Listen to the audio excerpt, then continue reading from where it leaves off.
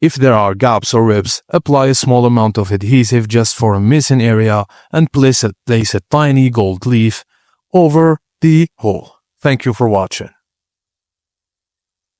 In this video, I'll show you how to apply Dbrand Skin. Firstly, use a microfiber cloth to remove any dust, fingerprints, or oils. Ensure the surface is completely dry before applying the skin. Peel off a small section of the skin from the backing paper, then line it up with the key areas like logo, camera cutout, or buttons. If it's misaligned, lift and reposition. Dbrand skins are repositionable before pressing down.